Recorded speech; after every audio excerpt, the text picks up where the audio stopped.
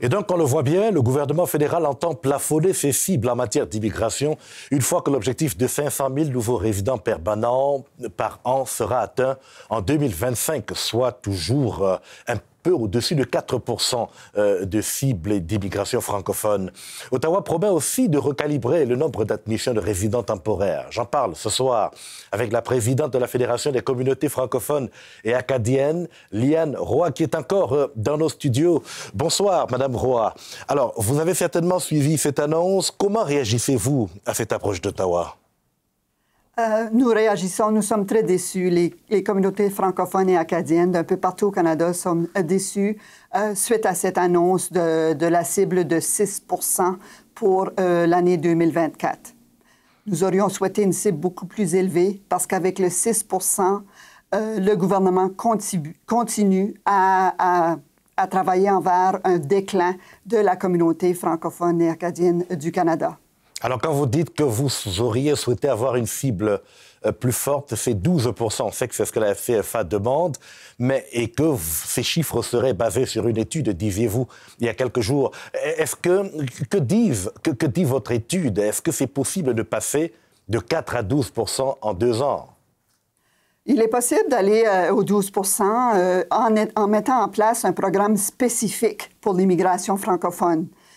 Nous avions, dans cette étude-là, regardé aux différents scénarios de cibles et aussi aux différentes possibilités de programmation à mettre en place et initiatives, justement, pour recruter plus d'immigrants et d'immigrantes francophones. Il y a des initiatives qui peuvent être faites au niveau des pays sources et il y a des programmes qui peuvent être établis pour justement le recrutement et la visibilité de nos communautés francophones et acadiennes partout au Canada qui sont intéressées à recevoir des immigrants et des immigrantes. Vous savez, on a une énorme pénurie de main-d'œuvre présentement au Canada, que ce soit au niveau des enseignantes, que ce soit au niveau des travailleurs et des travailleuses en petite enfance. Il y a d'énormes pénuries. On évalue à 12 000 la pénurie des enseignants. Donc, c'est certainement, on serait très ouvert à recevoir encore plus d'immigrants et d'immigrantes pour aider. Alors, il y a la pénurie de main-d'œuvre d'une part, mais il y a les mesures d'accompagnement d'autre part. Madame Roy, est-ce que vous comprenez les difficultés dont parle Ottawa, notamment la crise de logement, par exemple? Comment va-t-on accueillir tous ces immigrants que vous demandez? Justement, on a beaucoup d'organisations qui travaillent d'arrache-pied sur le terrain pour accueillir et retenir les immigrants et les immigrantes dans nos régions, dans nos communautés. Et je pense qu'il y a des solutions qui sont possibles. Vous savez, le problème de logement est beaucoup plus sévère en région urbaine. Et beaucoup de nos communautés sont des communautés rurales ou des communautés où il y a des pénuries de main-d'œuvre, mais qu'il y a moins de problèmes au niveau du logement. La crise de logement est moins accentuée. Donc, avec nos regroupements qui travaillent sur le terrain, je pense qu'il y a toujours des solutions qui sont possibles à trouver et à formuler ensemble quand on peut travailler ensemble.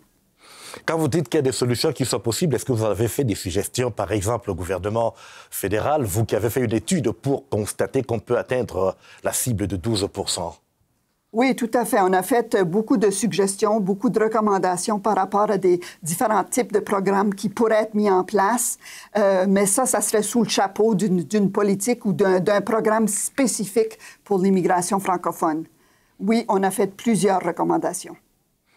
Alors, par exemple, on peut voir, notamment quand vous dites les logements, il y a des questions de formation, il y a des structures de santé, il faut des écoles, il faut bien accueillir ce monde qui arrive. Est-ce que l'objectif qu'on va avoir, par exemple, d'ici 2025, ne peut pas être observé temporairement le temps de mettre en place quelques mesures? Est-ce qu'on peut avoir des exemples? Oui, parce que quand vous parlez tantôt le nombre total d'immigrants et d'immigrantes que le Canada va accepter d'ici 2025 est à 500 000. Mais nous, on ne demande pas une augmentation de ce 500 000-là. C'est que nous, on veut une proportion à l'intérieur de ces de ces montants-là qui sont alloués pour l'ensemble du Canada. Donc, un 12 du 500 000, c'est pas un nombre très élevé, monsieur, là. On est capable partout au Canada, d'être capable de mettre des services en place pour accueillir ces nouveaux immigrants-là. Qu'est-ce qui, à votre avis, fait que le gouvernement fédéral n'accède pas à la demande de la FCFA? Mais je pense qu'il y a une réorganisation et du travail à faire. C'est ce que le ministre Miller a dit, qu'il voulait s'assurer qu'il y avait les encadrements et il y avait le travail soit fait à l'intérieur au niveau systémique dans son ministère. Il voulait s'assurer qu'ils étaient capables d'accommoder tous ces immigrants et ces immigrantes-là. Quand on regarde à ça, c'est, comme vous le savez, un des points, c'est que dans la région où on reçoit le plus de demandes pour l'immigration francophone, c'est sur le continent africain. Et le bureau qui traite ces demandes-là sur le continent africain s'en occupe pour 16 pays. Le bureau de Dakar au Sénégal traite les demandes d'immigration pour 16 pays sur le continent africain. Donc, dans cet environnement-là, il y a un certain travail à faire pour être capable d'améliorer ces services-là pour accepter et faire entrer encore plus d'immigrants francophones. Parce qu'il faut un certain temps pour traiter ces demandes-là. Et justement, vous voulez qu'on change ces lenteurs administratives dans le traitement des demandes. On verra dans les prochains jours si Ottawa saisira donc la balle au bond. Merci, Madame Roy. Merci à vous de l'intérêt.